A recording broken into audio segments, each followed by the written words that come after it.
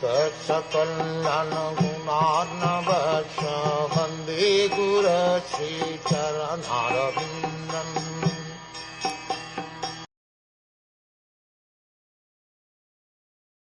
Before getting aboard, Dhruv Maharaj worshipped the airplane, circumambulated it, and also offered obeisances to the associates of Vishnu.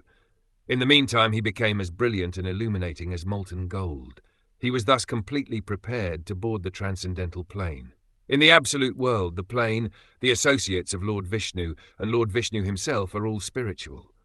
There is no material contamination. In quality, everything there is one. As Lord Vishnu is worshipable, so also are his associates, his paraphernalia, his airplane and his abode, for everything of Vishnu's is as good as Lord Vishnu. Dhruv Maharaj knew all this very well, as a pure Vaishnav, and he offered his respects to the associates and to the plane before riding in it. But in the meantime, his body changed into spiritual existence, and therefore it was illuminating like molten gold. In this way, he also became one with the other paraphernalia of Vishnaloka. Mayavadi philosophers cannot imagine how this oneness can be achieved even in different varieties. Their idea of oneness is that there is no variety.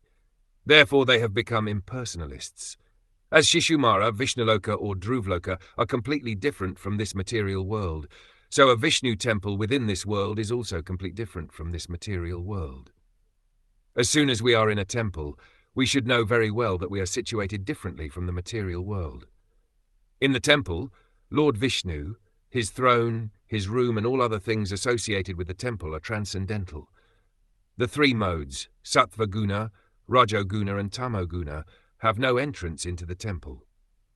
It is said, therefore, that to live in the forest is in the mode of goodness, to live in the city is in the mode of passion, and to live in a brothel, liquor shop or slaughterhouse is in the mode of ignorance. But to live in the temple means to live in Vaikuntloka. Everything in the temple is as worshipable as Lord Vishnu or Krishna.